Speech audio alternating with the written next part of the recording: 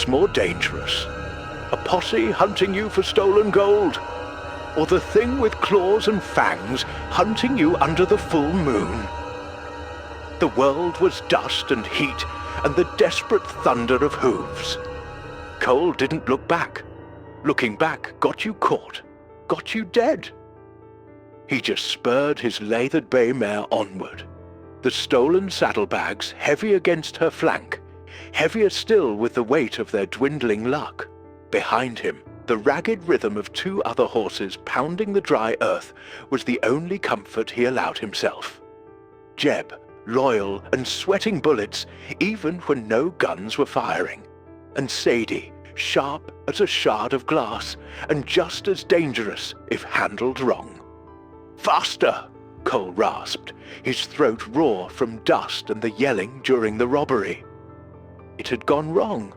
Not disastrously wrong. They were alive, weren't they? And they had the money. But it was messy. A stray shot, a teller too brave for his own good, the alarm bell ringing far too soon. The posse wouldn't be scholars. They'd be hard men, fueled by fury and the promise of bounty money. They'd ride until their horses dropped, which meant Cole and his ragged gang had to ride harder, longer. The sun beat down like a blacksmith's hammer on an anvil, relentless.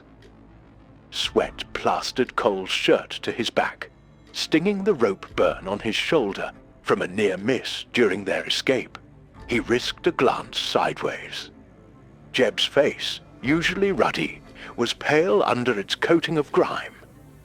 His big hands clenched the reins so tight his knuckles were white mounds in the brown landscape of his skin.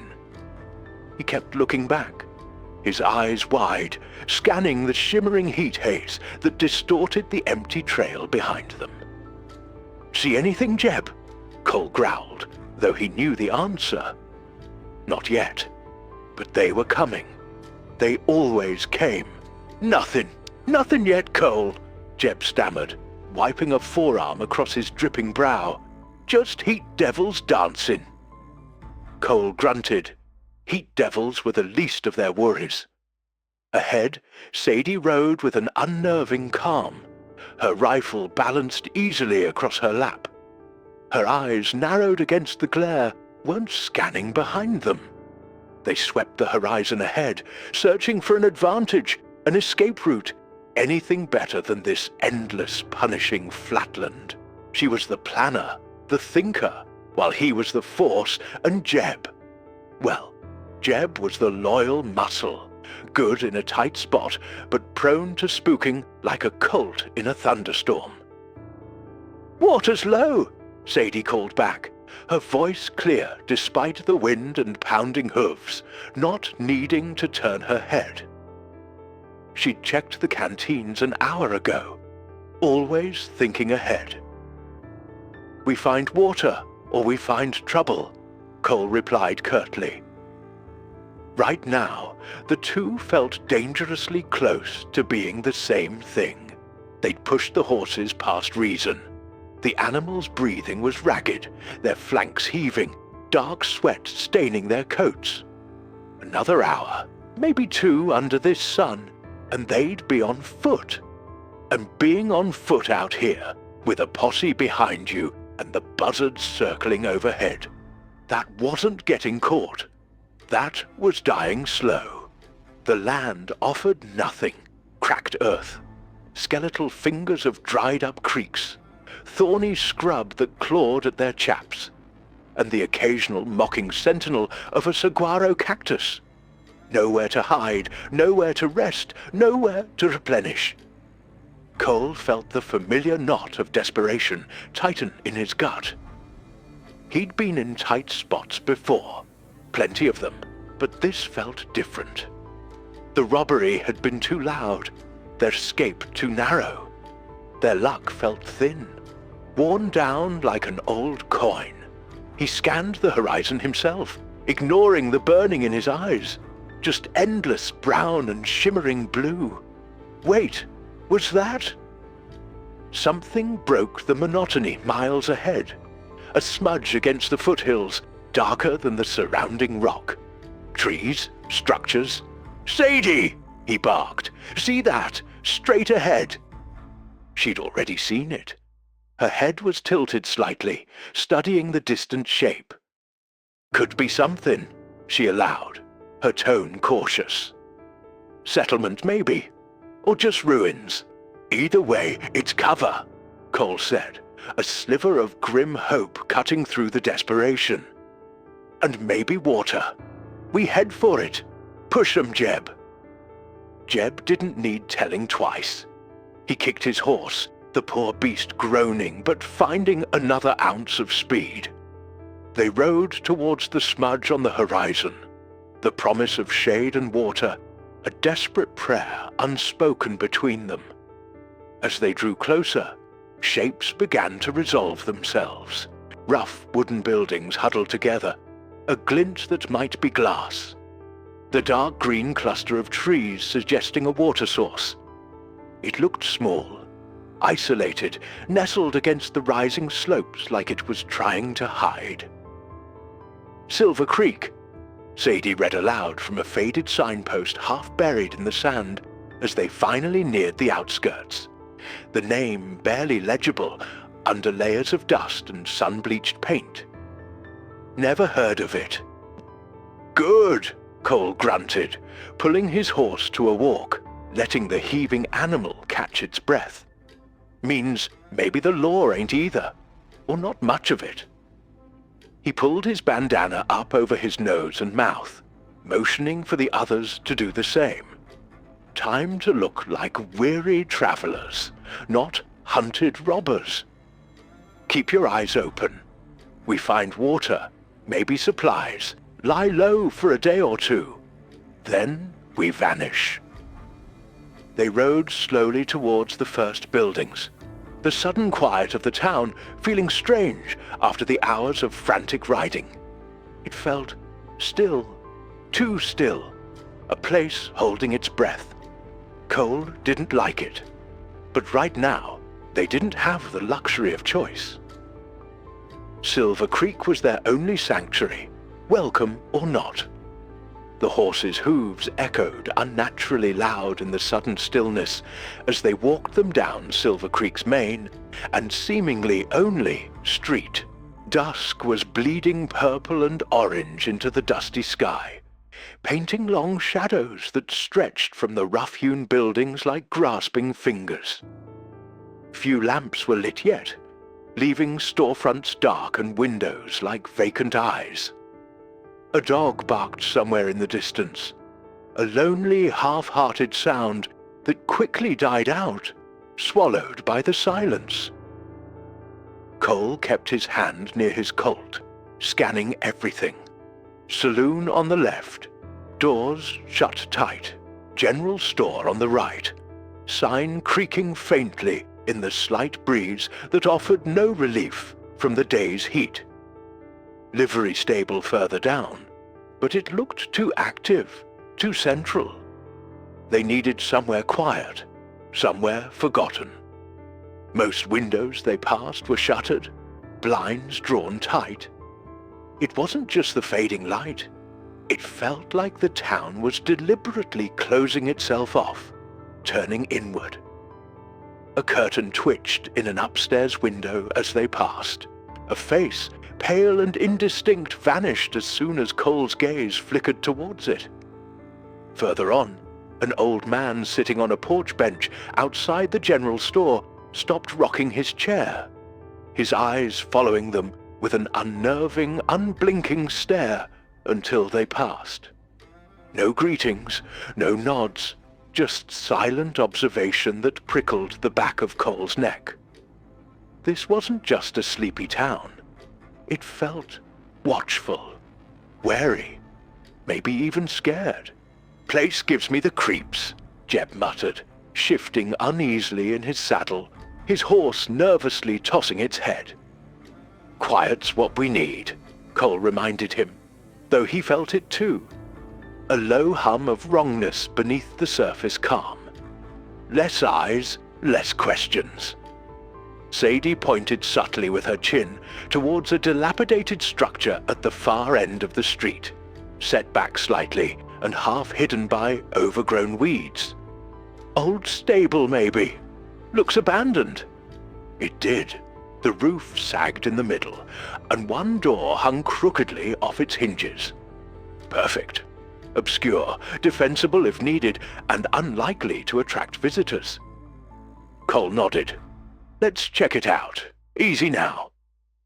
They guided their exhausted horses towards it, the crunch of gravel underfoot sounding like gunshots in the quiet.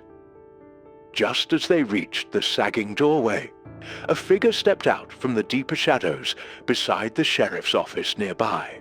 He was a tall man, lean but broad-shouldered, with a weathered face and eyes the color of faded denim that missed nothing. A tin star was pinned to his dusty vest. He didn't draw his gun, just stood there, thumbs hooked in his belt, watching them with an unnervingly neutral expression. "Evening," the sheriff said, his voice level, carrying easily in the stillness. "You folks just passing through?" Cole swung down from his horse, moving slow and deliberate, keeping his hands visible. "Looking for a place to rest our horses, Sheriff. Rode hard today. This stable looked unused."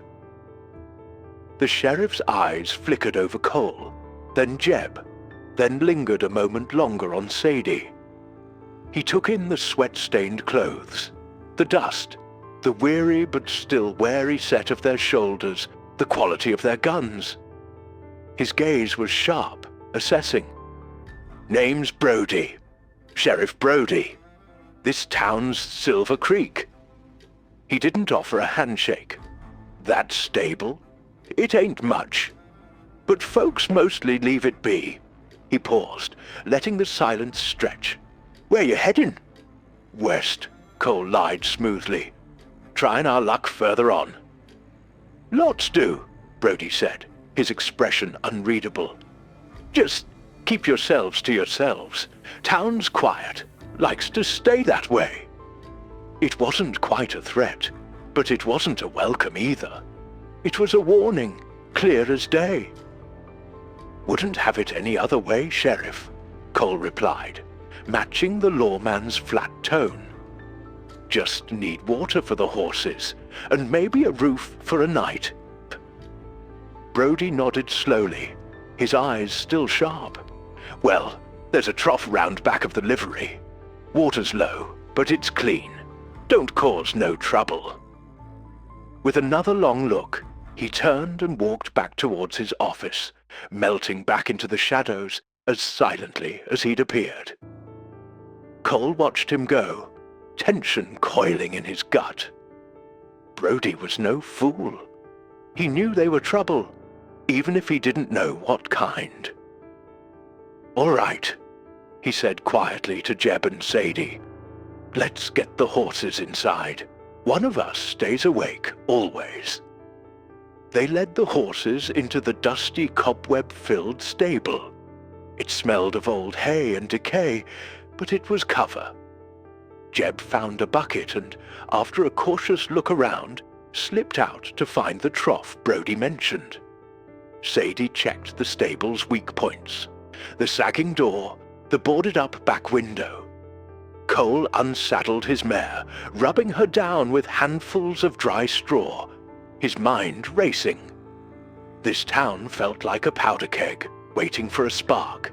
Jeb returned with water, the horses drinking gratefully. They settled the animals in the rickety stalls, chewed on some dry jerky from their saddlebags, and washed it down with the last warm drops from their canteens. The exhaustion was bone deep, but adrenaline and unease kept sleep at bay. Cole took the first watch, leaning against the rough wooden wall near the doorway, Colt loose in his holster, listening to the settling sounds of the horses and the unnerving quiet of the town outside. The last sliver of sun vanished behind the peaks to the west, plunging Silver Creek into deep darkness. broken only by a few scattered, flickering lamps. The silence deepened, becoming heavy, almost suffocating. Then, from the hills surrounding the town, a sound drifted down on the night air. It started low, a mournful cry that climbed, twisting into something guttural, savage, and utterly unnatural.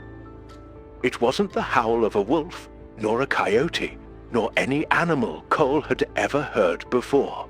It echoed through the still night, raising the hairs on his arms and sending a cold dread creeping up his spine. The horses shifted nervously in their stalls, snorting and stamping. Even inside the relative safety of the stable, the sound felt chillingly close. The howl faded, leaving a silence somehow deeper and more threatening than before. Cole exchanged a look with Sadie in the gloom. Her usual coolness was tinged with something else. Wariness, maybe even a flicker of unease. Jeb crossed himself quickly, his eyes wide in the darkness. "What in God's name was that?" he whispered, his voice hoarse. "Nothing I ever heard," Cole admitted grimly. "Could be anything out in these hills. Panther maybe. Sound carries funny at night." But he didn't believe it. That sound was wrong, twisted. It had teeth in it. He tightened his grip on his Colt. "Doesn't matter. We stick to the plan. Lie low, rest up, get out." The rest of the night passed in tense quiet. Sleep was fitful, punctuated by every creak of the old stable, every rustle in the weeds outside. Cole found himself listening, straining to hear that howl again, but only the mournful sigh of the wind answered. Morning arrived reluctantly, grey light filtering through the cracks in the stable walls. Silver Creek seemed to shake itself awake slowly, cautiously. Smoke curled from a few chimneys, and the clatter of buckets and distant hammering drifted on the air. Time to get supplies. Leaving Jeb to guard the horses and their loot, Cole and Sadie ventured out, trying to look like ordinary travelers needing provisions. They kept their hats low, their steps unhurried, but their eyes missed nothing. The town felt different in the daylight, but the undercurrent of tension remained. People they passed nodded curtly, or avoided eye contact altogether. There were hushed conversations on porches that stopped abruptly as they approached. Something was definitely wrong here. They entered the general store, its bell announcing their arrival with a jangle that felt too loud. The air inside was thick with the smell of coffee, leather, and something else. Fear. A few men stood near the counter, talking in low tones to the storekeeper. "Found another one this morning," one man dressed like a ranch hand was saying. "Sheep this time. Torn clean in half. Not like any coyote or wolf I ever saw." "Third time this month," the storekeeper muttered, polishing the wooden counter nervously. "Sheriff says maybe a bear out of the high country, but—" He trailed off, shaking his head. "And old man Hemlock," another man added, his voice hushed. "Still ain't back from his claim up Whistler's Canyon. Been 4 days now. His mule wandered back yesterday, spooked half to death, saddlebags ripped to shreds." Cole pretended to examine a display of canned goods, listening intently. Sadie drifted towards the ammunition, seemingly checking prices. The men glanced towards them, their conversation halting. Cole met their eyes briefly, offering a neutral nod, then turned back to the shelves. "Just need some jerky, coffee, maybe some bandages," Cole said to the storekeeper, keeping his voice mild. The storekeeper served them quickly, his hands trembling slightly as he made change. Cole noticed a man sitting quietly at a small table in the corner, sipping coffee. He was older, dressed neatly despite the dusty surroundings, with spectacles perched on his nose and observant eyes behind them. He hadn't joined the fearful chatter, just watched and listened. Cole guessed this must be Doc Elias, the town's physician. Their eyes met for a brief moment. The doc gave a slight, almost imperceptible nod before returning to his coffee, his expression thoughtful. Outside, the feeling of isolation pressed in again. The stagecoach route clearly bypassed this place, and the nearest settlement, according to the storekeeper, was a hard 2-day ride across rough country. Silver Creek was on its own. Whatever troubles it had to face them alone. They returned to the stable, the meager supplies feeling inadequate against the growing sense of unease. Cole relayed the gist of the conversations. Torn apart sheep, missing prospector. Jeb swallowed hard. Sounds like that thing we heard last night. Could be, Sadie conceded, checking the loads in her rifle with economic movements. Or it could be stories getting bigger in the telling. Fear does that. Either way, we don't stick around to find out, Cole stated firmly. One more night's rest for the horses. Then we ride out at first light, posse or no posse. Later that afternoon, while Cole dozed fitfully and Sadie cleaned her weapons, Jeb took the horses out back one by one for a short walk, trying to ease their stiffness. He stayed close to the stable, keeping an eye on the street. As he led Cole's mare back towards the doorway, something caught his eye in the soft dirt near the overgrown back wall. He stopped, frowning.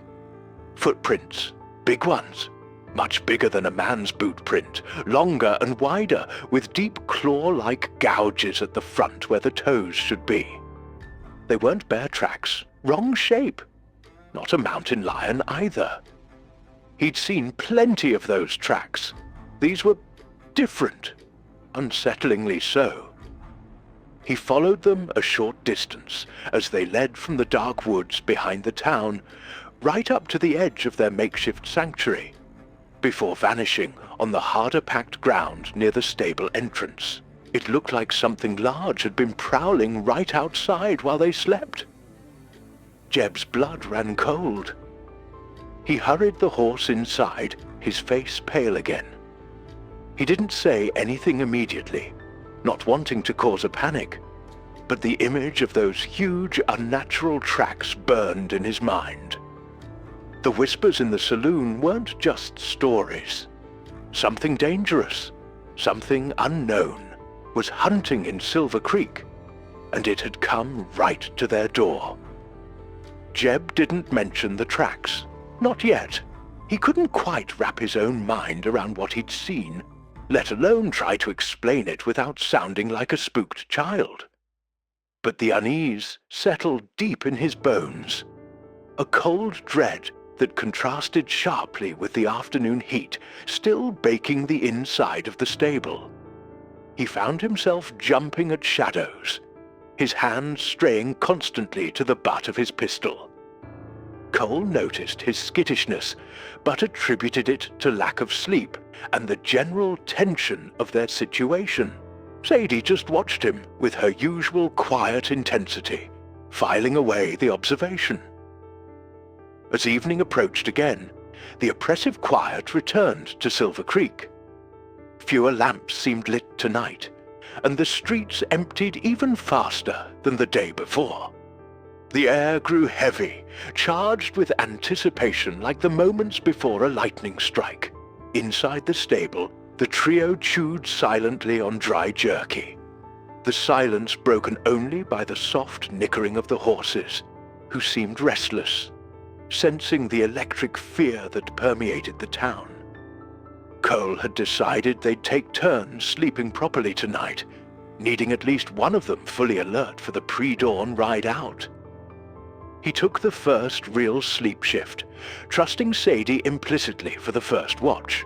He stretched out on a pile of old straw, exhaustion finally claiming him despite the gnawing anxiety. Jeb volunteered for second watch, wanting to stay busy, wanting the darkness to stay outside the stable walls. Hours crawled by. The moon, a few days shy of full, climbed higher, casting long, distorted shadows. Sadie sat near the doorway, motionless as stone, her rifle resting across her knees. The wind whispered through the cracks in the wood, carrying faint sounds. The creak of a sign, the distant rustle of leaves, the frantic beating of Jeb's own heart. He tried to focus, scanning the limited view of the street, but his mind kept replaying the image of those monstrous tracks in the dirt. What kind of creature left prints like that? Then it happened. Not a howl from the hills this time, but a sound far closer, far more horrifying. A window shattered nearby, the explosion of glass echoing like a gunshot in the stillness. It was followed instantly by a choked, terrified scream. A woman's voice, cut off abruptly. Then chaos erupted. Doors banged open, panicked shouts overlapped. A dog barked frantically, then yelped in pain, silenced. Cole was awake and on his feet before the first scream died. His Colt leaping into his hand, instincts honed by years on the run overriding sleep. Sadie was already peering cautiously around the doorframe, her rifle raised. Jeb scrambled back from the entrance, fumbling with his own weapon, his face a mask of terror. "What the hell?" Cole breathed, moving low beside Sadie. They saw flashes of movement in the deep shadows between the buildings across the street. Something large, incredibly fast, and impossibly dark. It moved with a fluid, predatory grace that wasn't human, wasn't animal, but something terrifyingly other. Another scream tore through the night, closer this time, followed by the splintering crash of a door being forced inward. Lights flickered on in windows. Men shouted, confused and scared. A few gunshots cracked sporadically, fired blindly into the darkness, followed by yelps of fear suggesting they'd hit nothing or seen something that made them recoil. "It's in the town," Jeb gasped, his voice trembling.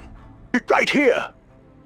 Suddenly, a figure burst from a nearby alleyway, stumbling, falling, then scrambling back up. Sheriff Brody. His hat was gone, his face streaked with dirt, and his shotgun was held at the ready. But his eyes darted wildly, searching the darkness. He fired a blast towards the space between the general store and the assayer's office, the roar of the gun deafening, followed by an unearthly snarl of pain and fury from the shadows. Something huge lunged out of those shadows, a hulking silhouette against the weak lamplight. For a heart-stopping second, Cole saw it.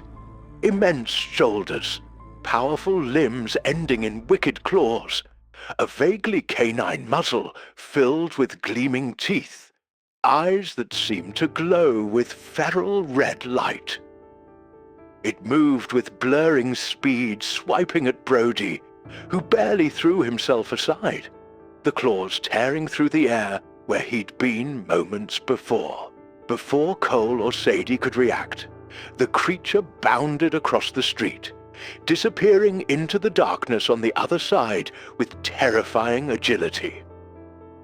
Panic consumed Silver Creek.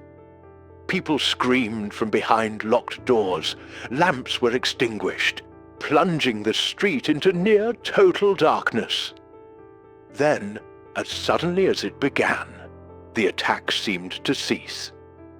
An unnatural quiet fell, broken only by sobbing from one of the houses and the ragged breathing of the terrified inhabitants.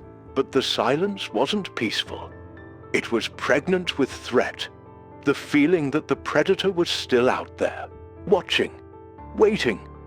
Rain began to fall, a cold, miserable drizzle that quickly turned heavier, drumming on the stable roof, turning the dusty street into slick mud. It felt like the sky itself was weeping or trying to wash away the horror. Cole looked at Sadie, then at Jeb. The escape plan was shot. Riding out now into the dark, rainy hills where that thing hunted was suicide. They were trapped in a terrified town with a monster. Brody knew it too. They could hear him shouting orders, trying to establish some semblance of control, demanding everyone stay inside, lock their doors tight. Damn it, Cole swore softly, the words swallowed by the rain. He lowered his gun slightly. The immediate threat momentarily passed, but the larger danger now chillingly clear. He looked towards the flimsy stable door, then back at his gang. Looks like we ain't leaving Silver Creek just yet. His earlier unease had solidified into cold certainty. They weren't just hiding from the law anymore. They were hiding from something far, far worse. Dawn broke grey and miserable, the rain having eased to a persistent drizzle that slicked the muddy street and dripped mournfully from the eaves. Silver Creek looked ravaged. The splintered remains of a door lay on the porch of the dressmaker's shop. Dark stains, quickly being diluted by the rain, but still horribly distinct, marked the boardwalk outside the saloon. Shutters were broken, and a heavy wooden cart lay overturned near the sheriff's office, tossed aside like a child's toy. The silence of the previous day was gone, replaced by a heavy quiet filled with fear and whispered dread. Inside the stable, the mood was grim. Sleep had been impossible. Cole knew their timetable was wrecked. Riding out blindly was suicide. But staying trapped in this terrified town felt almost as dangerous. They needed information. "All right," Cole said, his voice low and gravelly from lack of sleep. "We need to know what we're dealing with. Jeb, you saw tracks yesterday. Sadie, you saw it move. Let's take a careful look around. See what last night left behind. But careful. Keep low. Look like you belong." He didn't need to add, "Don't draw attention." Brody's eyes were likely everywhere this morning. Leaving Jeb to watch the stable, his nerves were too frayed for subtle observation. Cole and Sadie slipped out separately, melting into the somber morning activity. Cole headed towards the saloon, Sadie towards the dressmaker's shop, both moving with the practiced ease of men used to casing a place, without appearing to do so. Cole knelt casually near the saloon's damaged porch, pretending to check his bootlace. He saw the deep gouges in the wood, splintered and raw. They weren't made by bullets or an axe. They were claw marks, thick and powerful, spaced wider than any animal he knew could manage. He saw the dark stains, confirming his fear. Blood, a lot of it. He rose slowly, eyes scanning, noting the impossible strength it must have taken to overturn the heavy supply cart near the sheriff's office. Sadie, meanwhile, examined the shattered window frame of the dressmaker's. She picked up a shard of thick glass, noting the force required to break it. Inside, through the jagged opening, she could see chaos. Bolts of fabric torn down, furniture overturned. But her sharp eyes caught something else near the broken door frame. Coarse, dark hairs snagged on a splinter of wood. Definitely not human. Too thick, too wiry. She subtly collected a few strands, tucking them into a small pocket. As Cole straightened up from examining the cart, Sheriff Brody approached, his face grim, shotgun held loosely but ready. Two deputies, looking pale and determined, flanked him slightly. "Morning," Brody said, his voice tight. "Taking in the sights?" The question hung heavy with suspicion. "Just wondering what could do all this, Sheriff," Cole replied evenly, meeting Brody's hard stare. "Never seen anything like it." "Neither have most," Brody said curtly. "Funny how trouble started right after you folks rode in." The accusation was plain. Cole didn't flinch. "We were holed up in that stable all night, Sheriff. Same as everyone else who had sense." He gestured towards the overturned cart. "Whatever did this, it ain't human strength. Look at the angle it was thrown. Came from over there." He pointed towards the alley where the creature had first appeared. "Tossed it like firewood." He was offering an observation, a piece of potentially useful information, subtly positioning himself as an observer, not a perpetrator. Brody followed Cole's gesture, his eyes narrowing thoughtfully. He didn't like these outsiders, didn't trust them one bit. But the man had a point. The angle was telling. He grunted, a non-committal sound. "Maybe." He looked Cole up and down again. "Just stay out of the way, and out of trouble." "That's the plan, Sheriff," Cole said smoothly. He turned and walked away, feeling Brody's eyes drilling into his back. He met Sadie near the stable entrance. She showed him the hairs without a word. Coarse, dark, almost like wire. They looked at the ground near the stable again, where Jeb had seen the tracks. The rain had blurred them, but the deep impressions were still visible. Monstrously large, clawed, inhuman. Jeb hadn't been imagining things. Townsfolk watched them as they slipped back into the stable. Fearful eyes peered from behind curtains, faces hardened with suspicion. Whispers followed them like shadows. These dangerous-looking newcomers arriving just as the terror began. It was too much of a coincidence for a frightened town to ignore. They were trapped between the monster lurking in the shadows and the growing hostility of the people they were hiding amongst. "So," Sadie said quietly, examining one of the hairs in the dim light. "It's real, and it's big, strong, and leaves tracks like nothing natural." "And it's smart enough to attack the town center," Cole added grimly. "This ain't some dumb beast. It knows where people are." He looked at Jeb, whose face was sheet white. "Those tracks you saw yesterday, they led right here." The implication hung heavy in the dusty air.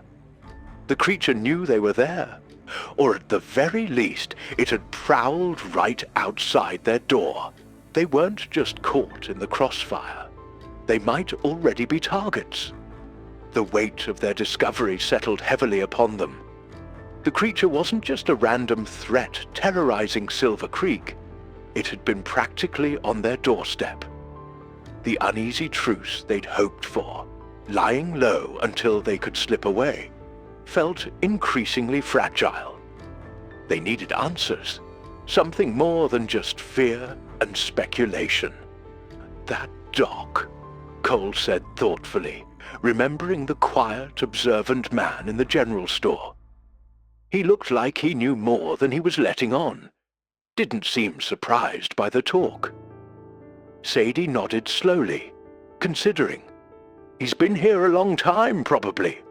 Might know the local stories, the ones people don't talk about in front of strangers. Or the ones they dismiss as superstition," Cole added. "Superstition looks a whole lot different after last night." He looked at Sadie. "You're better at talking than Jeb or me. Less likely to spook him. See what you can find out. Careful, though. Don't push too hard." Sadie gave a curt nod. It made sense. Cole's intensity could easily intimidate, and Jeb was too visibly unnerved.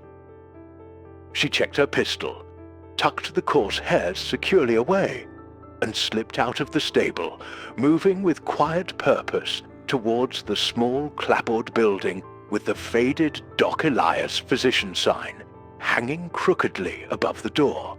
She knocked lightly. After a moment, the door opened a crack, and Doc Elias peered out, his spectacles perched on his nose. His eyes, magnified slightly by the lenses, were sharp and assessing. He recognized Sadie from the store. "Yes?" His voice was calm but cautious. "Doc Elias?" Sadie kept her voice low and steady. "My associate mentioned you in the store yesterday. We saw what happened last night. Heard things. We were wondering if you might know.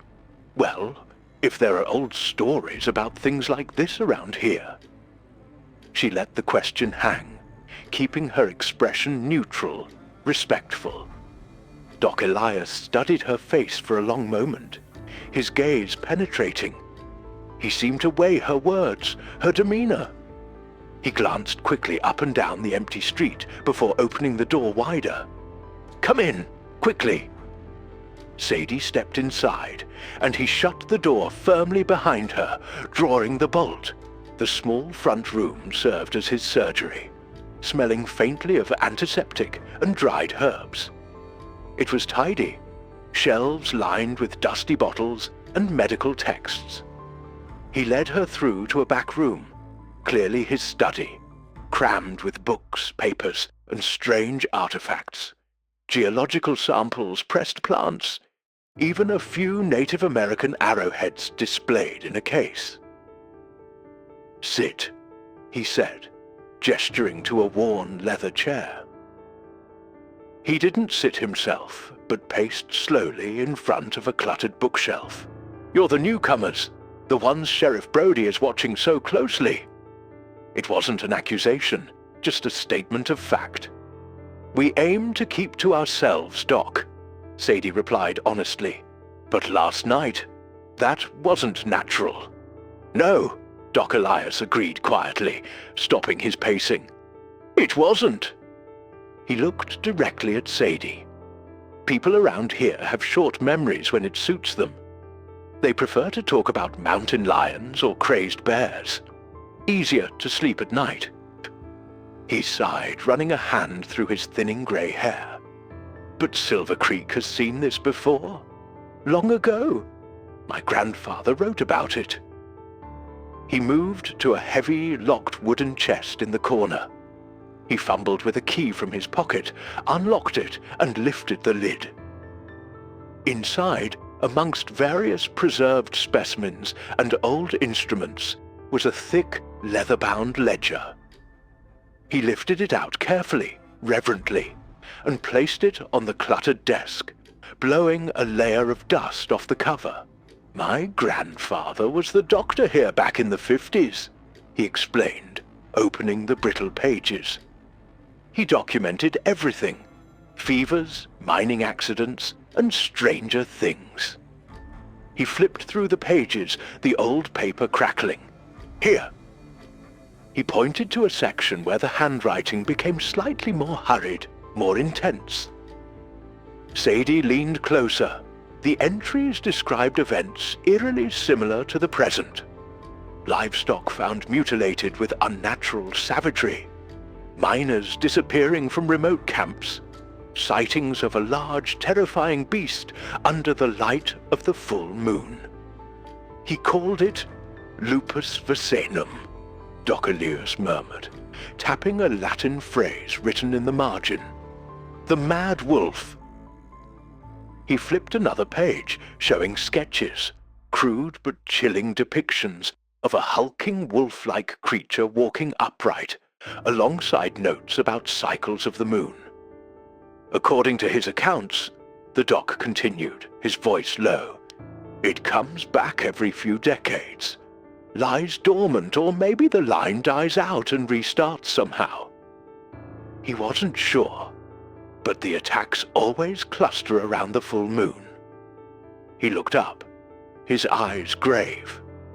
Which is only 3 nights away. Whew. Sadie felt a chill despite the stuffy room. Did he know? Did he know how to stop it? Doc Elias flipped further into the ledger. He recorded legends, local tribal lore mostly, dismissed by most folks even then. They spoke of the beast's unnatural strength, its speed, but also a weakness. He pointed to a single word, underlined several times in the faded ink. Silver, Sadie read aloud, the word hanging in the air. She remembered the name of the town. Silver Creek. Coincidence? Pure silver, according to the stories, Doc Elias confirmed. Not alloys, not just any metal. It burns the creature, harms it like nothing else can. My grandfather even noted some success, driving it off using silver surgical probes during one encounter, though he couldn't kill it. He closed the ledger gently. He believed the creature was once human, someone afflicted, cursed. He looked at Sadie, his expression grim. I've kept this quiet. People call me eccentric enough as it is. Talking about werewolves doesn't earn you trust. But last night, it's happening again, and this time. He hesitated. It feels closer, bolder. Sadie stood up, her mind racing. Werewolves, silver. It sounded insane, ripped from the pages of a penny dreadful. But the tracks, the hairs, the sheer ferocity of the attack, it fit. Thank you, Doc, she said sincerely. You've given us more than you know. Just be careful, Doc Elias warned, walking her back to the door. Knowing the beast's name doesn't make it any less deadly. And if Sheriff Brody knew you were asking these kinds of questions... He left the implication unspoken. Sadie nodded, stepping back out into the grey afternoon. The knowledge was a heavy burden, but it was also ammunition. They weren't fighting a ghost anymore.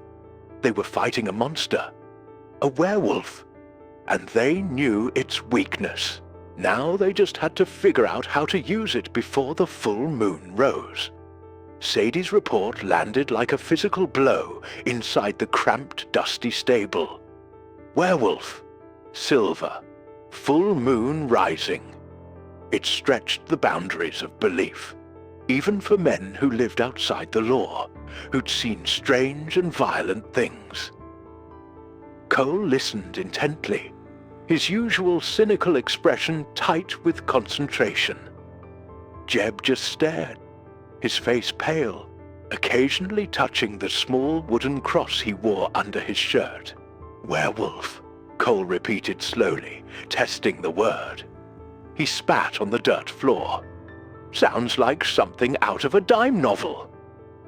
The tracks weren't from a novel, Cole, Sadie countered calmly, laying the coarse hairs she'd collected on a crate. Neither were the claw marks on the saloon porch, or what we saw last night. The doc's story, crazy as it sounds, fits everything.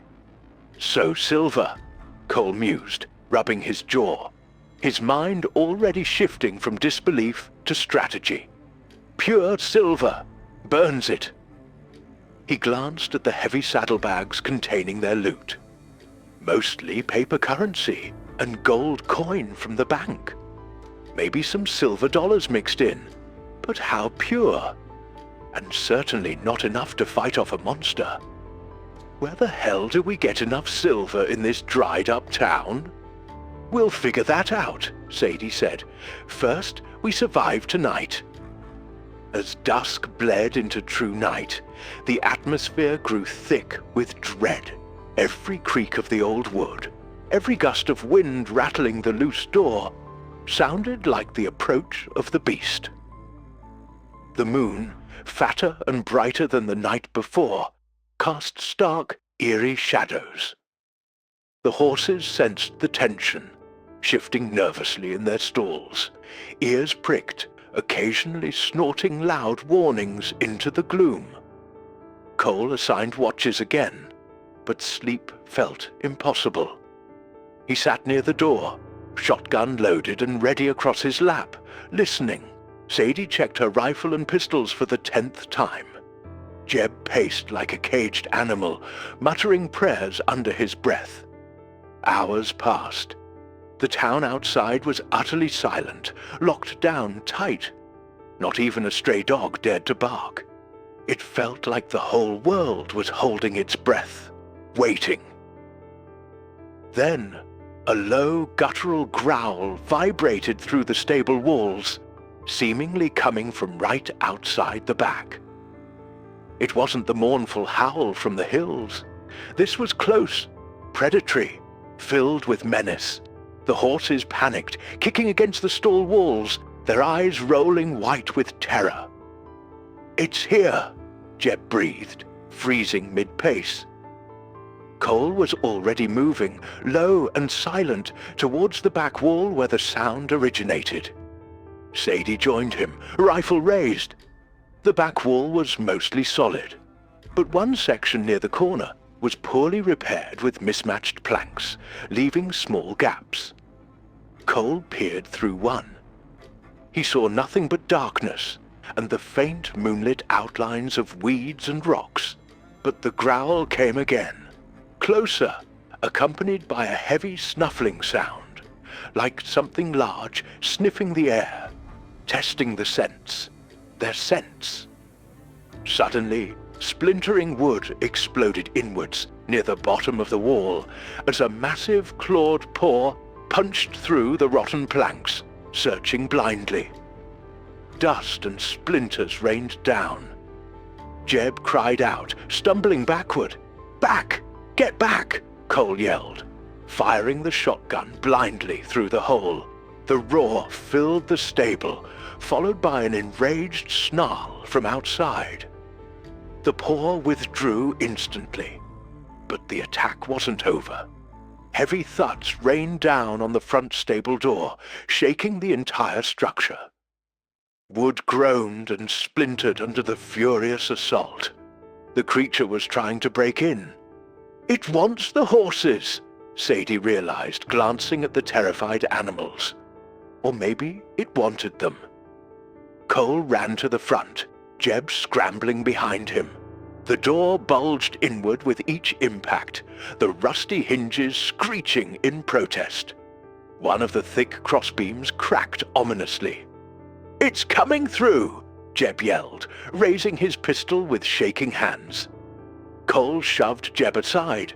"Hold your fire till you see it!"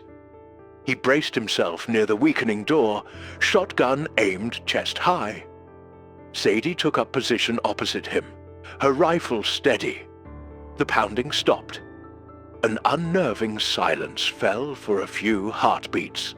Then, with a final shattering crash, the top half of the door ripped away, torn outward like paper. Framed against the moonlight stood the monstrous shape they'd glimpsed the night before, but closer, far more terrifyingly real. It was huge, easily 7 feet tall, even hunched over, thick-set with corded muscle, visible beneath coarse, dark fur. Its wolf-like head swiveled, jaws dripping saliva, revealing rows of wicked teeth. And its eyes, they glowed with a malevolent red light, fixing on them with terrifying intelligence. Jeb fired his pistol wildly, the shot going wide. The creature snarled, seeming almost amused, and took a step inside. "Now!" Cole bellowed, firing the shotgun point blank. The blast hit the creature square in the chest. It roared, staggering back a step, but didn't fall. Dark blood oozed from the wound, but it seemed more enraged than injured. Sadie fired her rifle simultaneously, aiming for the head. The bullet struck its shoulder, ripping through fur and flesh, eliciting another bellow of fury. The werewolf lunged, ignoring the wounds, moving with impossible speed. It swiped at Cole, who threw himself sideways, feeling the air tear past his face as claws longer than his fingers ripped through the space where he'd been standing. He landed hard on the dusty floor, the shotgun flying from his grasp. Before the creature could turn on the downed Cole, Jeb, driven by sheer terror and a surge of adrenaline, charged forward, firing his pistol repeatedly into the beast's flank. The bullets struck home, making the monster snarl and momentarily turn its attention towards him. Sadie used the opening, firing her rifle again, aiming carefully. The shot hit the creature's leg, causing it to stumble. It let out a frustrated, ear-splitting howl, glared at them with pure hatred in its glowing eyes, then seemed to make a decision. It wasn't an easy meal. With one last snarl, it spun and launched itself back out through the ruined doorway, disappearing into the night with the same terrifying speed it had shown before. Silence descended, broken only by the terrified whinnying of the horses and the ragged gasps of the three humans.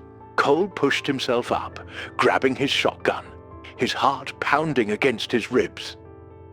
Jeb leaned against a support beam, shaking uncontrollably, his pistol empty. Sadie quickly reloaded her rifle, her face grim, but her hands steady. They stared at the ruined doorway, at the dark spots of blood glistening on the threshold. Blood that proved the creature could be hurt, but not easily, not with lead. "See?" Sadie said quietly, her voice strained. "Bullets slow it down. Barely." Cole looked at the claw marks on the stable wall near where his head had been. Too close. Far too close. The creature wasn't just strong, it was relentless, seemingly unfazed by wounds that would kill a man or any normal animal. The dime novel story was real, and it had nearly cost him his life. Fear, cold and sharp, pierced through Cole's usual hardened exterior. This wasn't a posse they could outrun or outshoot. This was something else entirely. And it knew where they were. The sanctuary of the stable felt violated, unsafe. "Silver," Cole said, his voice tight with newfound urgency. "We need Silver. Now." The near-fatal encounter in the stable left a chilling certainty in its wake. Waiting was no longer an option. Hiding was futile. The werewolf knew where they were, and ordinary weapons were little more than annoyances to it. With the full moon looming closer each night, they were running out of time. Cole knew they had to force the issue, but how? The answer came with the following night, heralded by screams not from the edge of town, but from its very heart, the saloon. Unlike the previous scattered attacks, this felt different, more deliberate.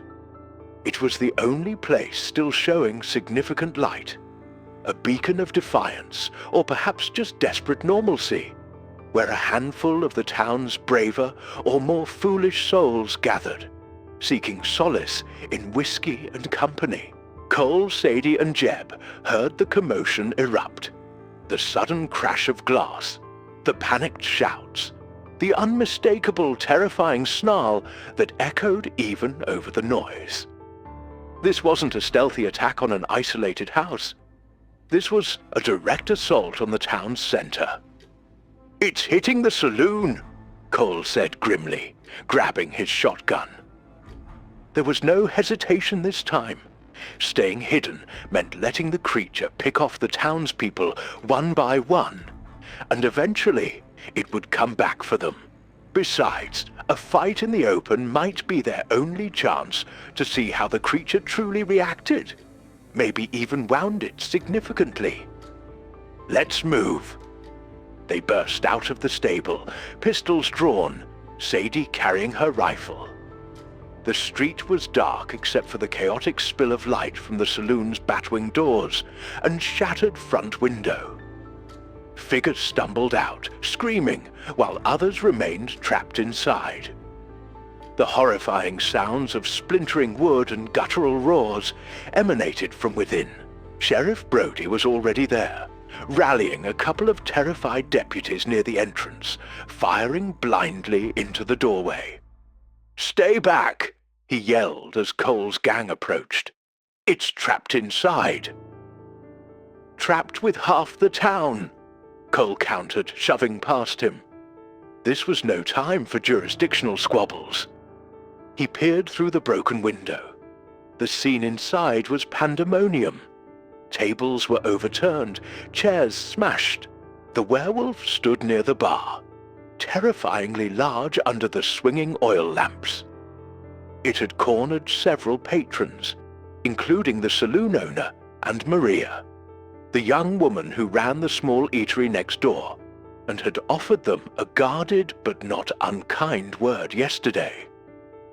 The creature swiped casually, sending a man flying across the room to crash into the wall. Its red eyes scanned the remaining terrified faces, seeming to savor their fear. "We gotta draw it out!" Sadie yelled over the din. "Give them a chance to run!" Cole nodded grimly. "Cover me!" He took a deep breath and charged through the swinging doors, shotgun blazing. The blast caught the werewolf on its flank, making it roar and spin towards the new threat. "Hey, ugly!" Cole shouted, backing towards the door, trying to lure it away from the trapped townspeople. "Over here!" The werewolf snarled, recognizing him from the stable, and lunged. Cole dodged back, firing again. Sadie appeared in the doorway, firing her rifle with deadly accuracy, aiming for its legs, trying to slow it down.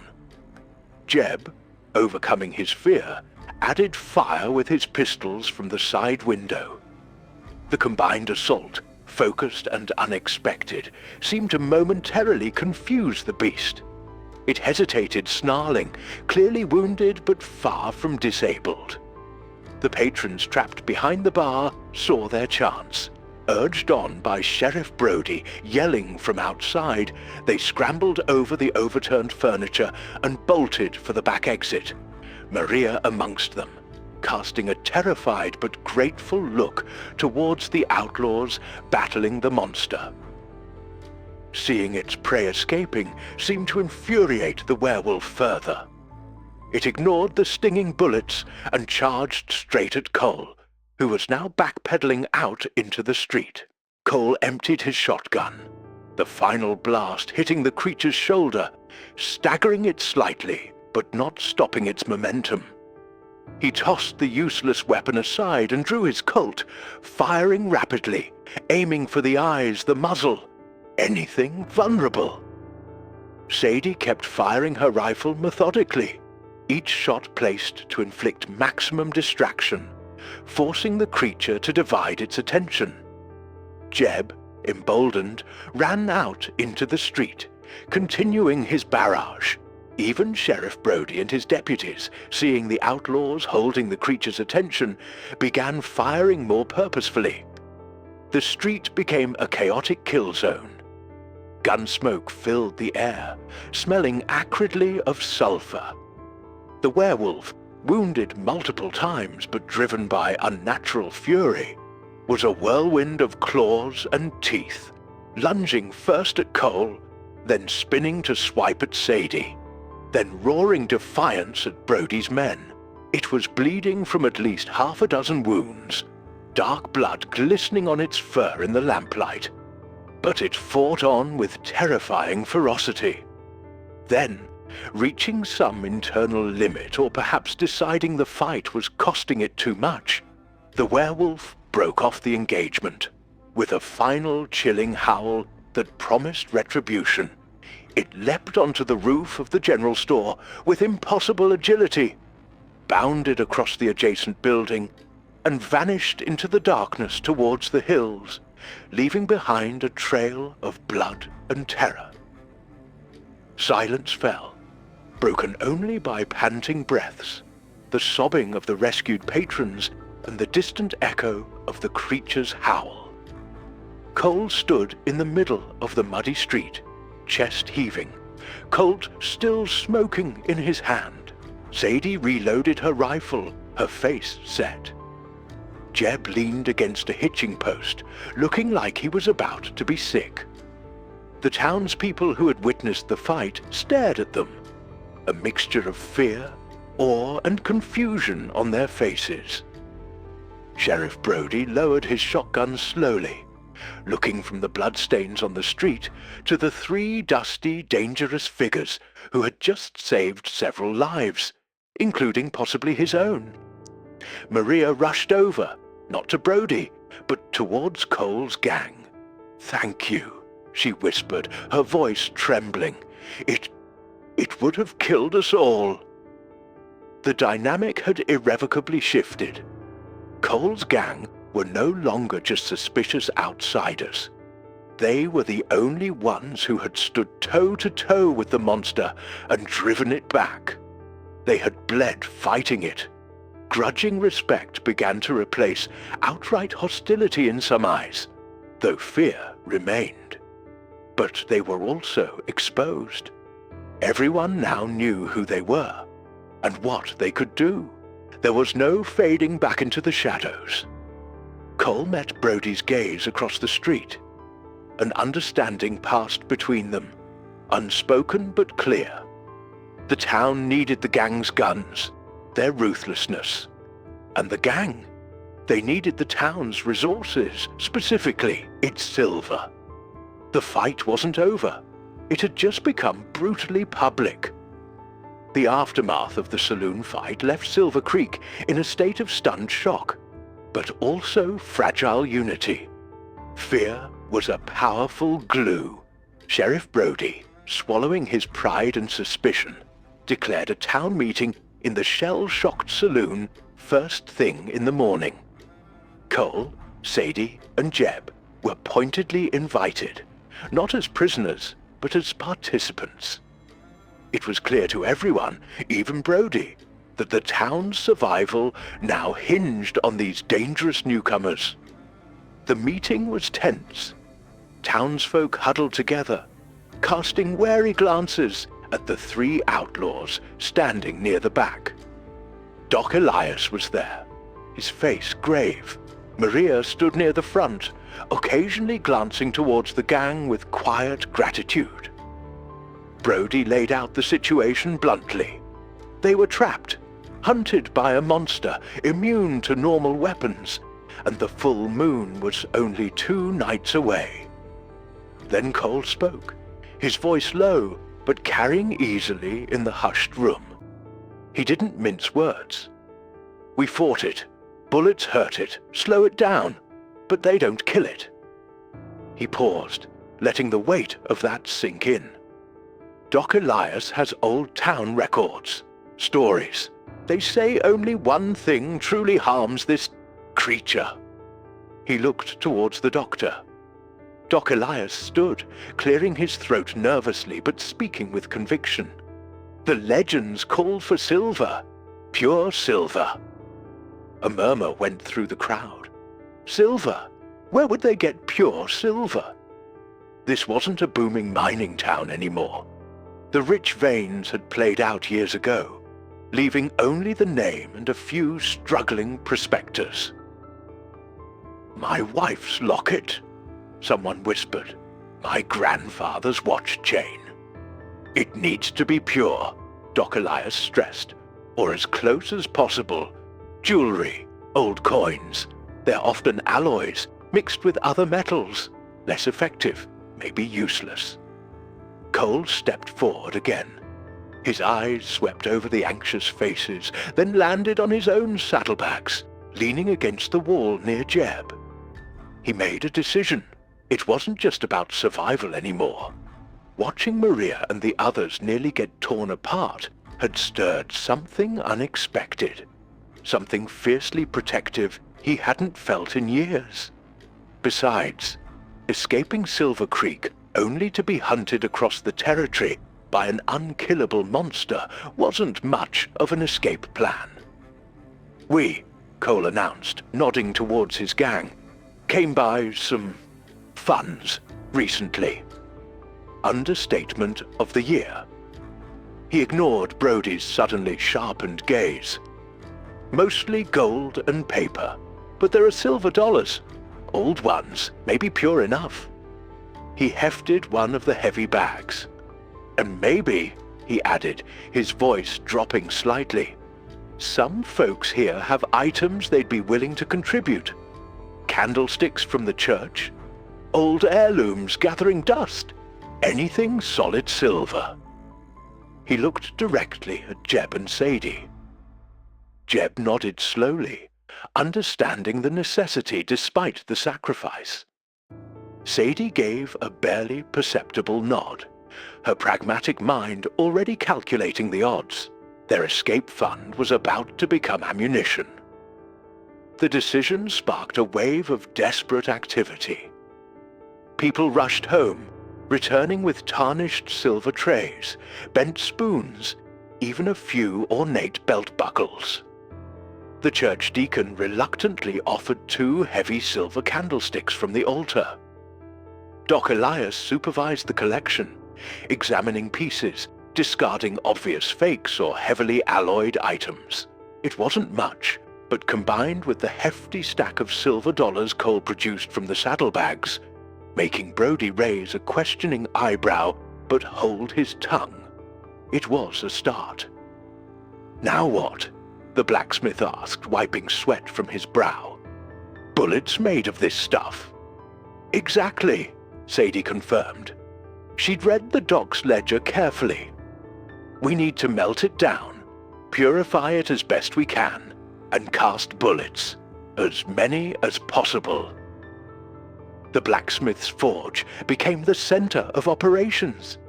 It was grueling work. Under the blacksmith's direction, they built up the fire, using crucibles normally meant for iron. Melting silver required intense, sustained heat.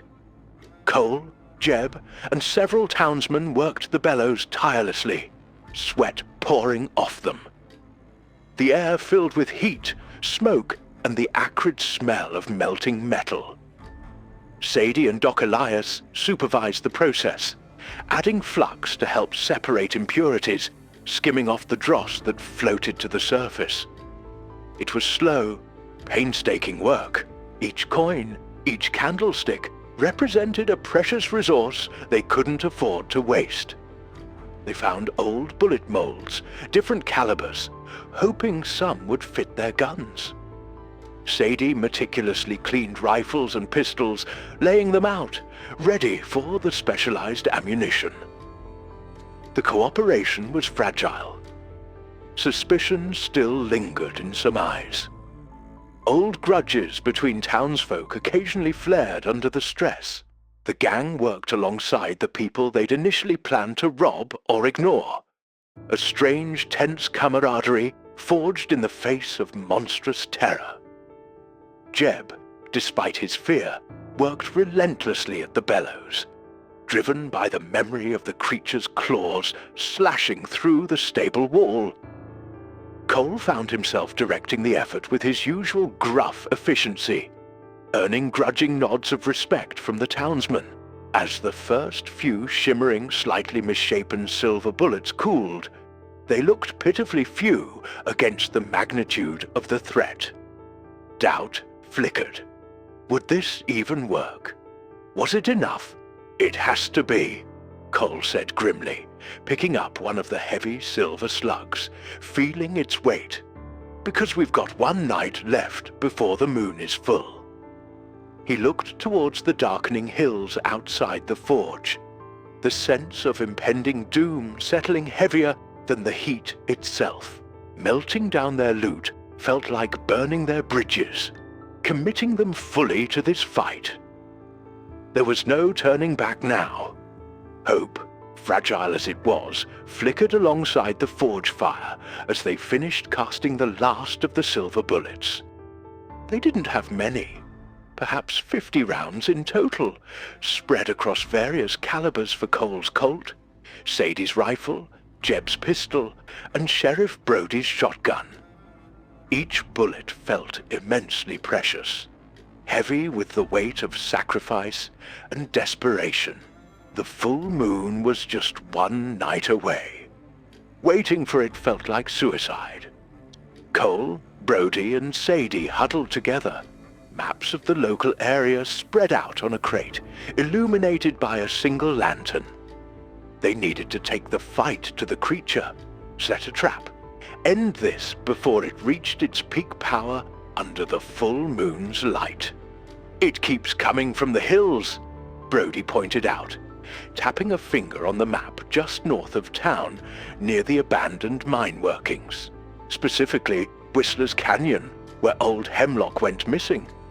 It's rough country, plenty of places to hide. "Or make a stand," Cole countered. He scanned the map, his eyes narrowed. This narrow stretch here, just before the old mine entrance, looks like a natural bottleneck. If we could lure it in. "How do you lure a werewolf?"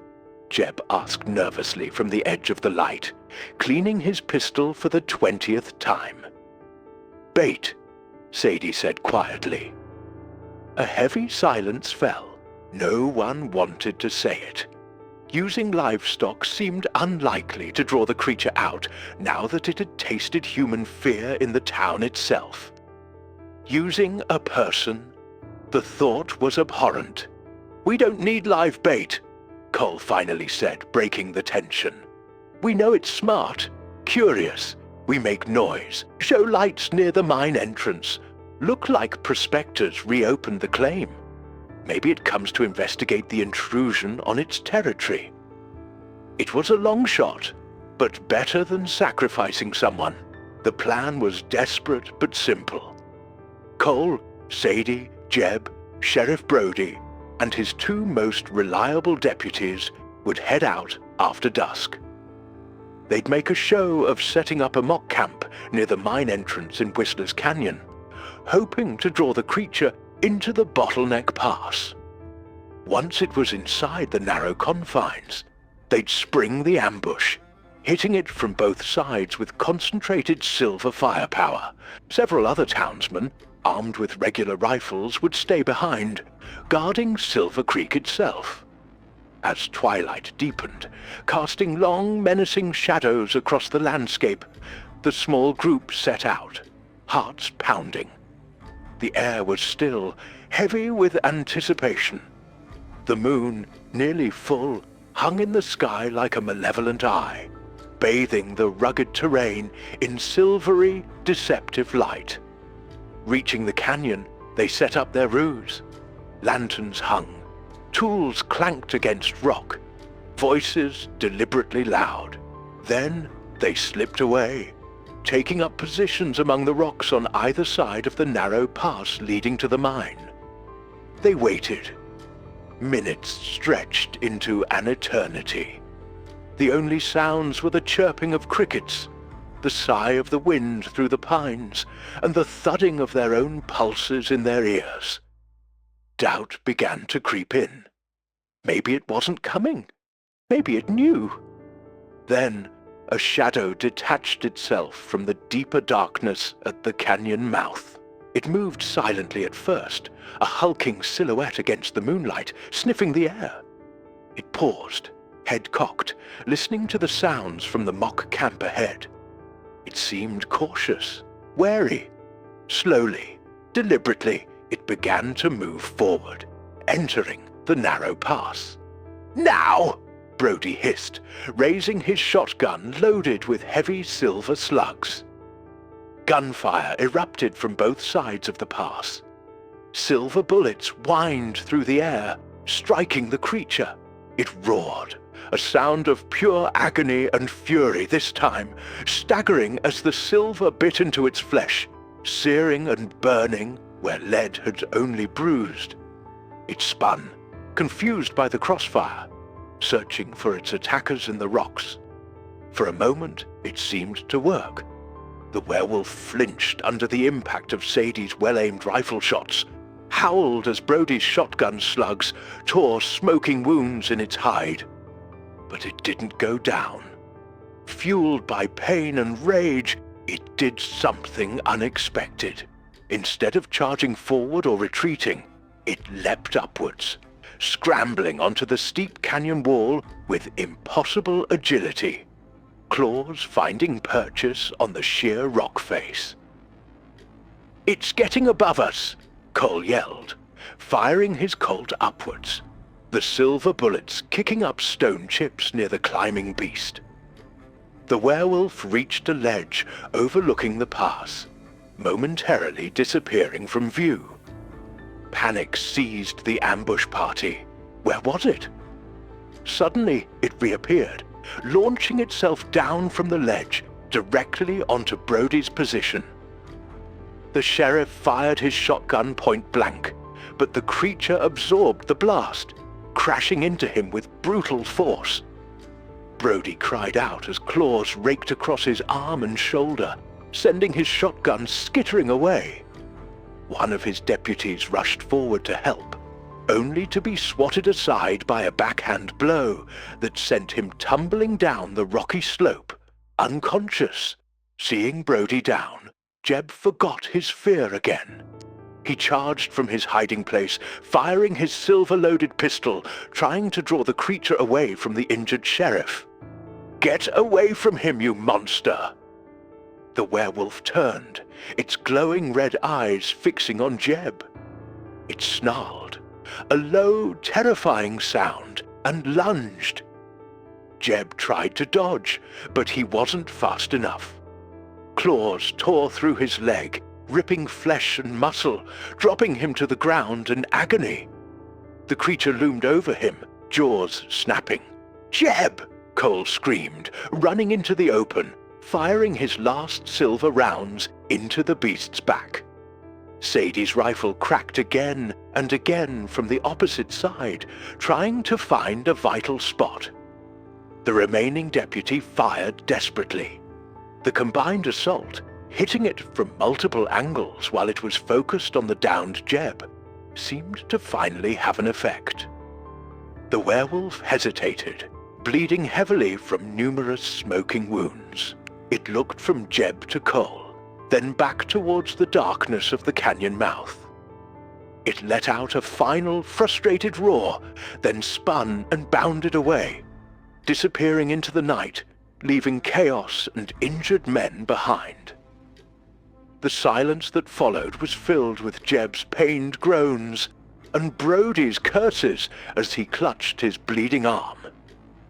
Cole rushed to Jeb's side. The leg wound was deep, bleeding profusely. Sadie scrambled down, immediately applying pressure. It took the silver," Brody gasped, looking at the smoking wounds on his arm. "Burns like hellfire." Their ambush had failed. Worse, it had backfired disastrously. Jeb was seriously injured, Brody and a deputy wounded. Their precious supply of silver ammunition was severely depleted, maybe less than half remaining.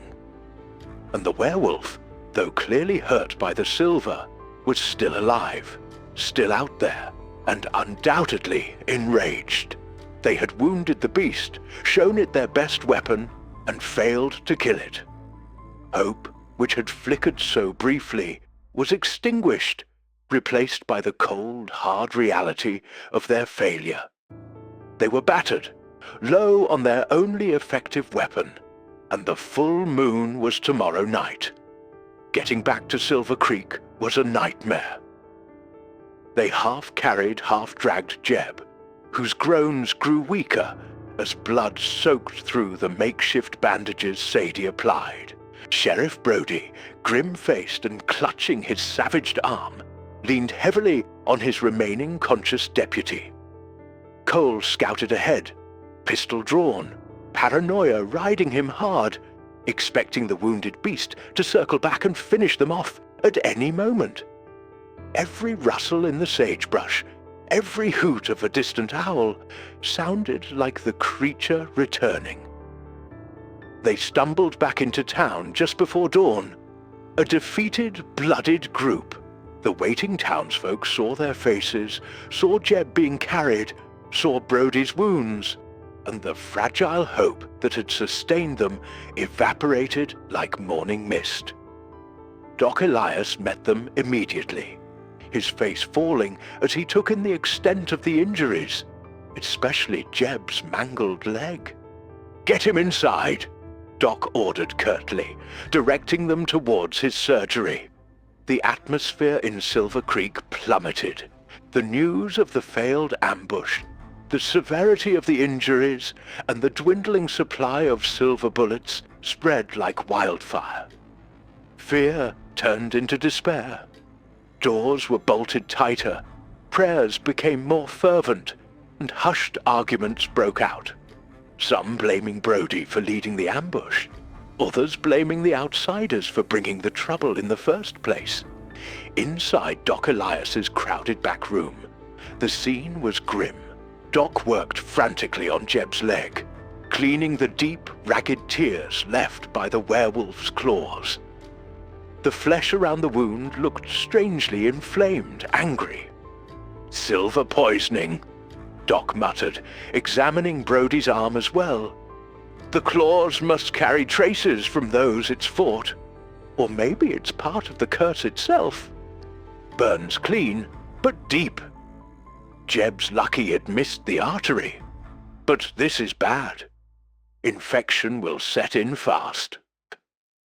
Jeb was pale, drifting in and out of consciousness, fever already starting to glaze his eyes. Cole stood by helplessly, watching his friend suffer, the guilt churning in his gut. He'd led them into this town, into this fight. He looked at their remaining ammunition laid out on Doc's table. Maybe 20 silver bullets left. Total. Not enough. Not nearly enough for a creature that could take multiple hits and keep coming. Sadie stood near the window, staring out at the fearful town, her expression unreadable but tense. She knew the math as well as Cole did. Their odds had just gone from slim to virtually non-existent. Cole stepped outside, needing air, needing to think. He leaned against the wall, the rising sun feeling cold on his skin. Brody came out moments later, his arm tightly bandaged, his face etched with pain and exhaustion. "It's stronger than the legends say," Brody said heavily, breaking the silence. "Faster! Smarter!" He looked at Cole, suspicion momentarily replaced by shared desperation. "Tomorrow night, full moon. God help us." Cole's mind raced, falling back on old instincts, survival at any cost. He thought of the remaining loot still hidden in the stable, enough gold to get far away from here. They could take Jeb, try to find a real doctor in a bigger town, leave Silver Creek to its fate. It was the logical thing to do, the outlaw way. Cut your losses, save your own skin. That howling monster wasn't his problem. Jeb was. He looked back towards the dock's window, hearing Jeb let out a low moan of pain. He thought of Maria's terrified face in the saloon, the way she'd thanked them. He thought of the townsfolk working the forge alongside them, melting down their meager treasures for a fighting chance. He thought of Sadie, her quiet competence, her unspoken reliance on him to make the hard calls. Running felt wrong, not just strategically risky. The beast could hunt them down, but fundamentally wrong in a way that surprised him. When had saving his own skin stopped being the only thing that mattered? He felt Sadie approach, standing beside him in the cool morning air. She didn't ask what he was thinking. She probably already knew. "Not enough silver," she stated quietly. "No," Cole agreed, his voice rough. "Not enough." "And Jeb can't ride," she added. Leaving him behind was unthinkable. Taking him with them, wounded as he was, would slow them down fatally if the creature came after them. "No," Cole said again. They were cornered. The howl echoed then, faint but unmistakable, drifting down from the hills. It sounded stronger than last night, triumphant, mocking, a promise of what was coming. Cole straightened up, the internal battle settling into grim resolve. Running wasn't an option. Dying huddled in fear wasn't either. There was only one path left. "No," he repeated, but this time it meant something different. "It's not enough silver yet, but we've got one more night." He looked towards the blacksmith's forge, then back at the stable where their remaining fortune lay hidden. A desperate, almost insane idea began to form in his mind. An outlaw's solution to a monster problem? It was reckless, dangerous, and might get them all killed. But it was better than waiting for the darkness to consume them. Cole strode back into Doc Elias's surgery, his face set with a new, hard determination that cut through the despair hanging in the air. Doc looked up from tending Jeb, surprised by the sudden shift in the outlaw's demeanor. Sadie watched him, a flicker of understanding in her eyes. "How is he?" Cole asked Doc, his voice low but firm. "Fever's high," Doc admitted gravely. "The wound is badly infected. If we don't stop the creature tonight, he won't last much longer anyway." The unspoken truth hung heavy. Jeb's fate was tied directly to theirs. Cole nodded grimly. "Then we stop it." He looked at Sadie. "Gather what's left of the silver bullets, every last one." He then turned back to the doc. "Keep him comfortable. Barricade this place tight tonight. No matter what happens out there, keep him safe." Doc Elias nodded slowly, seeing the shift from despair to dangerous resolve in Cole's eyes. "What are you planning?" "Something drastic," Cole replied. He walked over to the window, looking out at the small, terrified town. He saw Maria hurrying across the street, carrying a covered basket, likely food for the doc or the wounded deputy. He saw the blacksmith standing by his cold forge, shoulders slumped in defeat. He saw Sheriff Brody talking grimly with his remaining deputy, their faces etched with exhaustion and fear. No more running, no more hiding.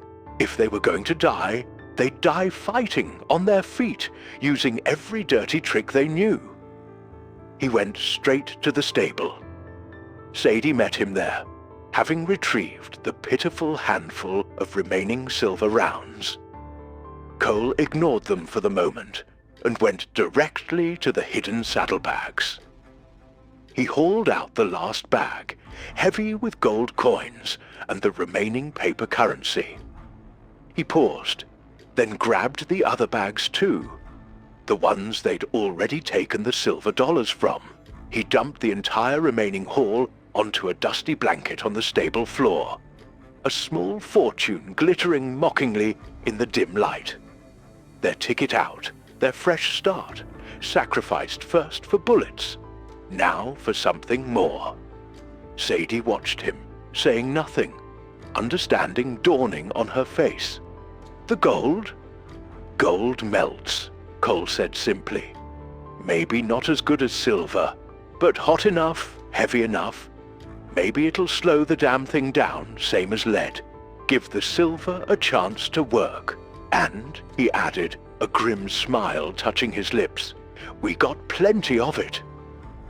He looked around the stable, then back towards the town center. "And we need a better place to make our stand. Somewhere solid. Somewhere we can control the engagement." His eyes landed on the small, sturdy building standing almost defiantly on the main street, the Silver Creek Bank. The very place they might have considered robbing under different circumstances.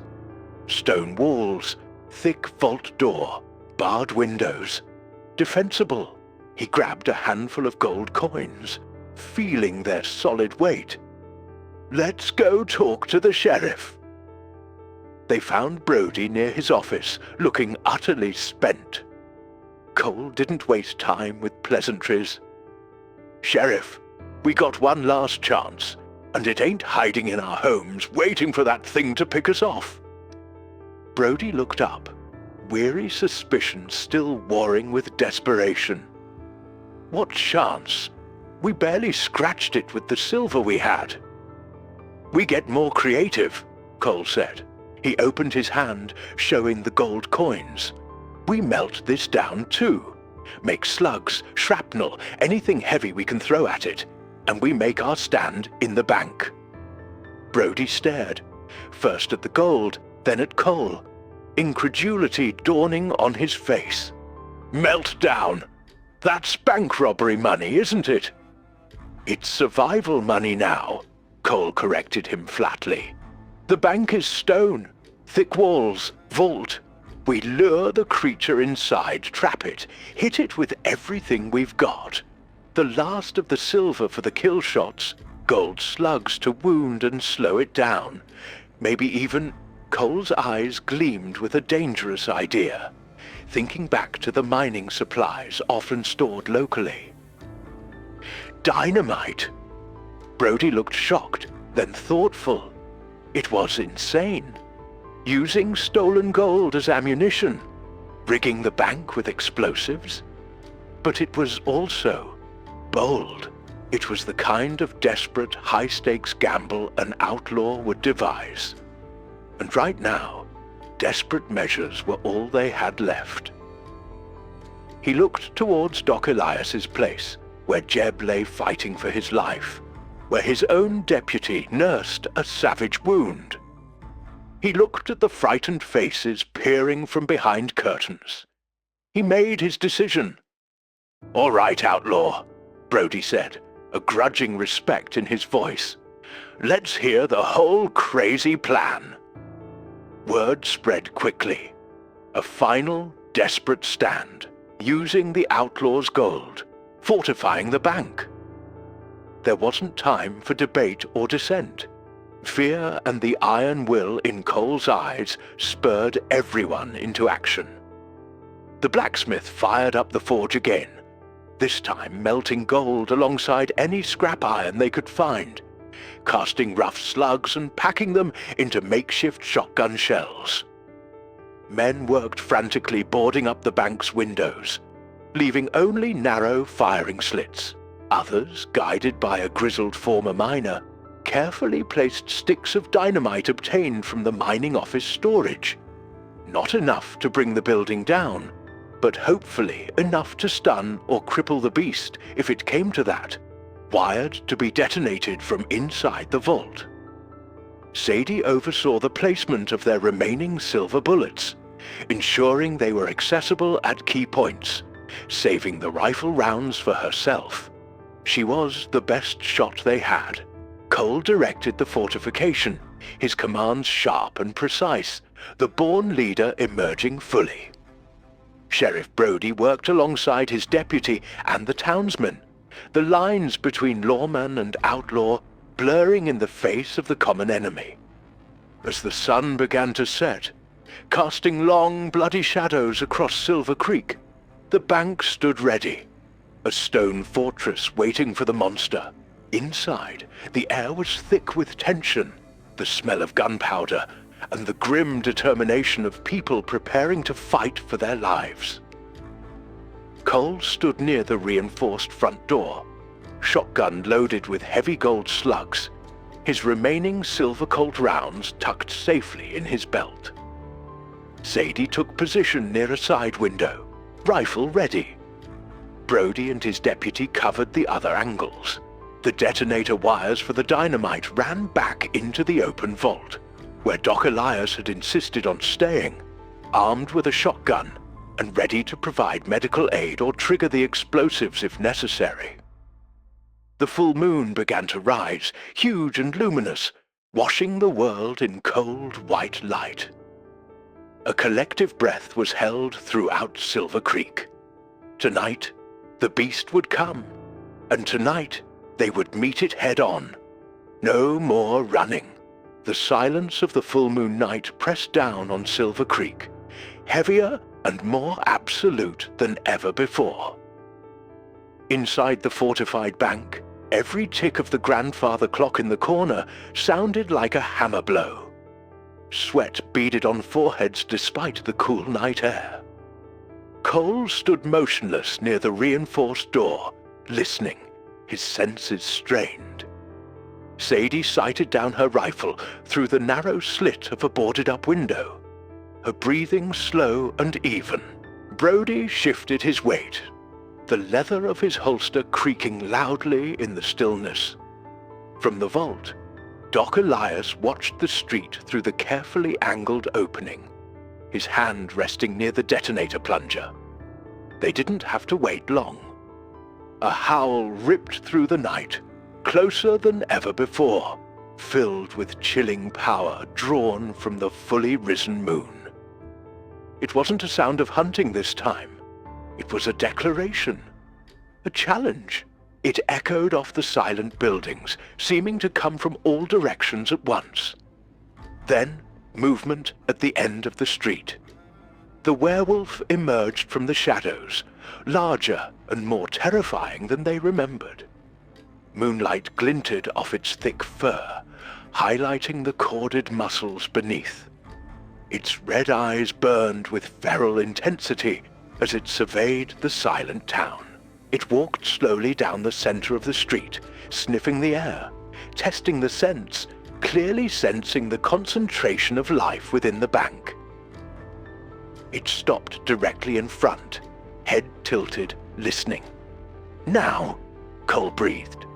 He nodded to Brody, who kicked over a stack of empty cans left near the entrance, a sharp, deliberate clatter designed to pinpoint their location and issue a challenge. The werewolf snarled, accepting the invitation. It didn't bother with the door. With a deafening roar, it launched itself straight at one of the heavily boarded windows, shattering the thick planks like kindling with the sheer force of its impact.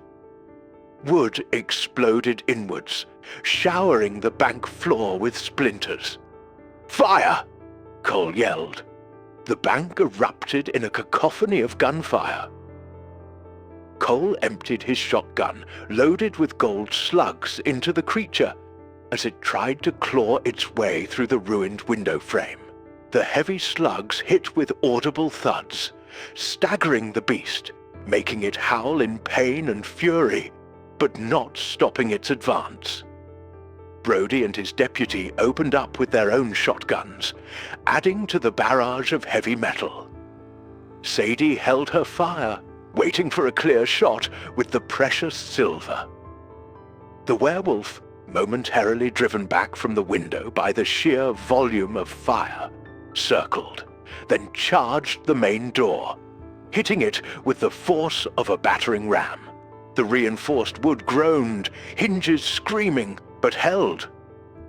Frustrated, the creature smashed through another boarded window, finally managing to heave its massive frame inside. It landed in a low crouch amidst the debris, shaking its head, red eyes fixing on the defenders. Gold slugs had torn shallow furrows in its hide, leaving angry, bleeding wounds, but hadn't penetrated deeply. "Silver! Now!" Cole shouted, drawing his Colt loaded with the last of the pure silver bullets. Sadie fired her rifle. The silver bullet struck the werewolf high on the shoulder, near the neck. It screamed, a high-pitched sound of agony, smoke rising from the wound as the silver burned its unnatural flesh. It flinched violently, momentarily disoriented by the searing pain. Cole seized the opening, firing his Colt, aiming for the center mass. 2 silver bullets hit home, punching through fur and muscle, eliciting more agonized howls. The creature staggered back, its movements becoming less fluid. hampered by the burning torment of the silver. But it wasn't dead. Fueled by moonlight and agony, it lunged forward, ignoring the wounds, swiping wildly. Brody's deputy wasn't fast enough, catching a glancing blow from its claws that sent him sprawling. The creature pounced towards him, jaws snapping.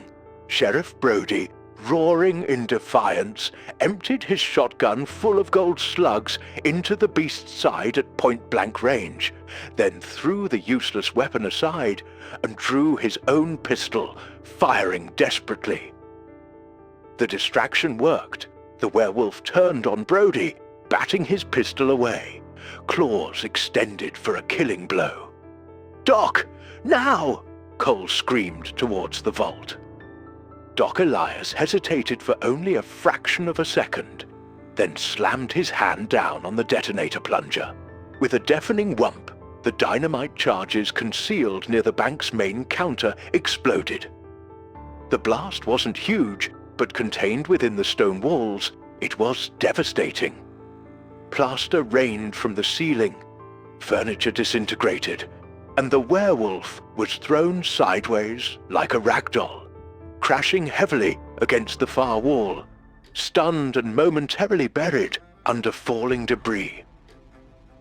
"Sadie!" Cole yelled, coughing in the thick dust and smoke. Through the swirling haze, Sadie saw her chance. The werewolf struggled to rise, disoriented, temporarily vulnerable. Taking careful aim with her last silver rifle bullet, she sighted on the center of its skull and squeezed the trigger. The crack of the rifle was almost lost in the ringing aftermath of the explosion. The silver bullet struck true. The werewolf stiffened, its head snapping back. A final choked snarl escaped its throat. Its red eyes flickered, the malevolent glow fading, replaced by a look of almost human shock and pain.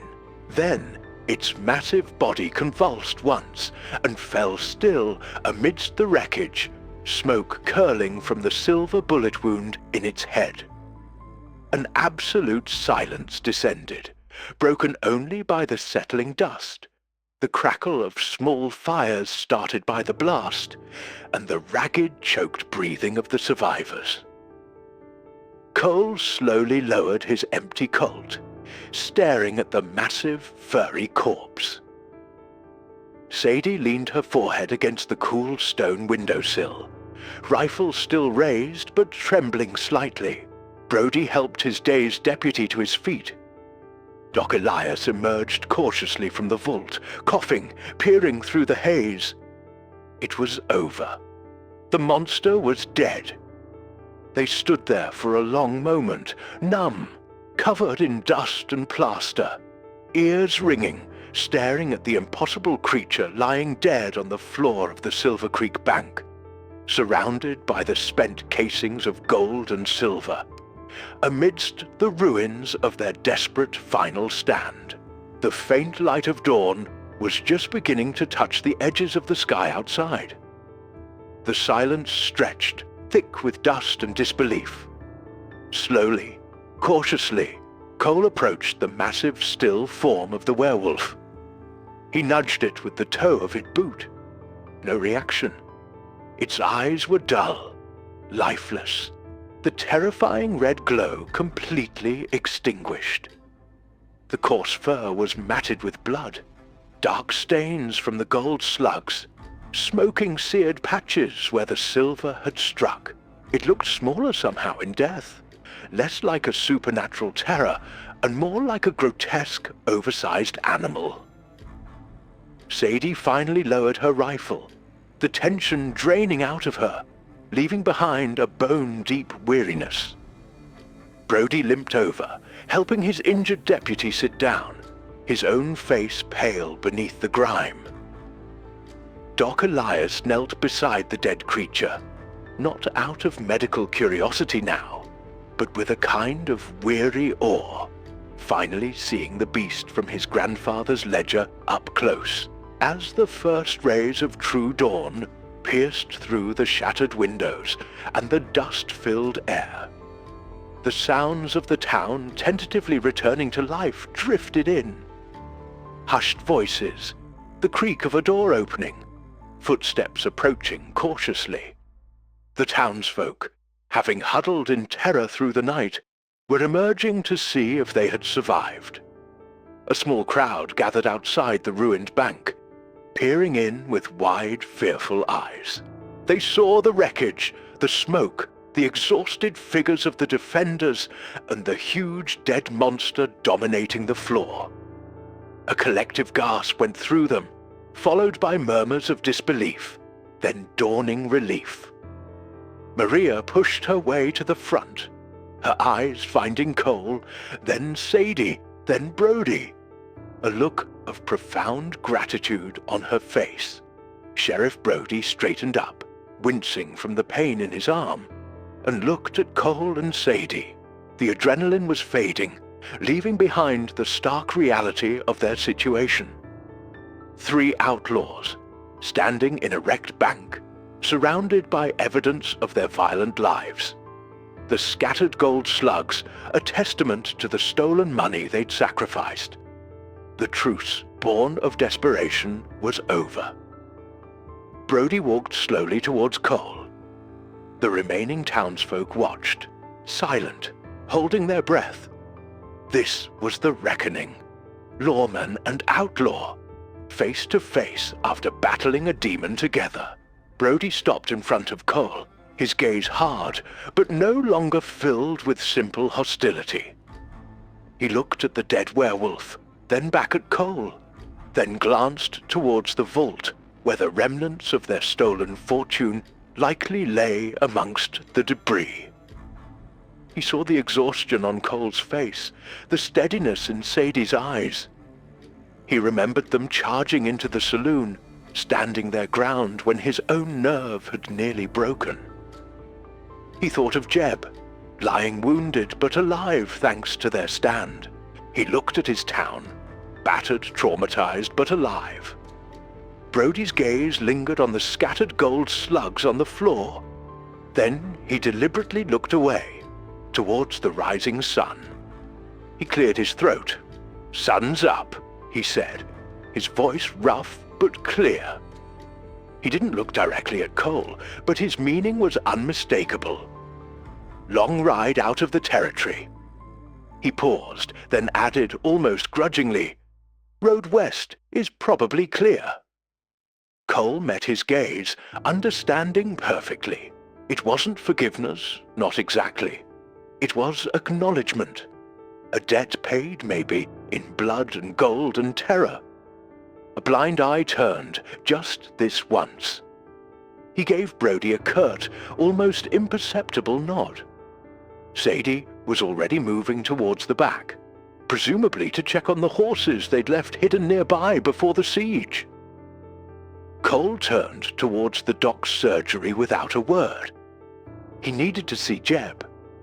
He found Jeb awake, weak, feverish, but alive. Doc Elias was changing his bandages. "Heard the blast?" Jeb whispered, his voice thin. You got it!" "We got it, Jeb," Cole said softly, resting a hand briefly on his friend's shoulder. "It's over." Relief washed over Jeb's face, more potent than any medicine. "We'll need a wagon for him," Doc Elias told Cole quietly. "He won't be riding for a long time." Brody appeared in the doorway. "Miller owes me a favor," he said gruffly. "His buckboard's sturdy. Be ready in an hour." Another part of the unspoken truce. An hour later, as the sun climbed higher, bathing Silver Creek in the clear light of a new day, a battered buckboard wagon stood ready. Jeb lay carefully secured in the back, tended by Sadie. Cole stood beside the wagon, watching as the townspeople began the slow process of cleaning up, clearing debris, boarding windows. Maria brought them a parcel of food and water for the journey, pressing it into Cole's hands with a quiet "Godspeed." Cole climbed onto the wagon seat. He looked back at Silver Creek. It was scarred, changed forever, just like they were. He saw Sheriff Brody standing near his office, watching them go, his arm in a sling. Their eyes met one last time across the dusty street. No words were exchanged. None were needed. Cole flicked the reins, and the wagon creaked into motion, heading west, away from the town they had inadvertently saved. They rode in silence for a long time, leaving the scene of the nightmare behind them. They weren't rich anymore. They were wounded, weary, and still outlaws. But something had shifted. Cole looked back at Jeb, resting as comfortably as possible, and then at Sadie, her profile calm as she watched the trail ahead.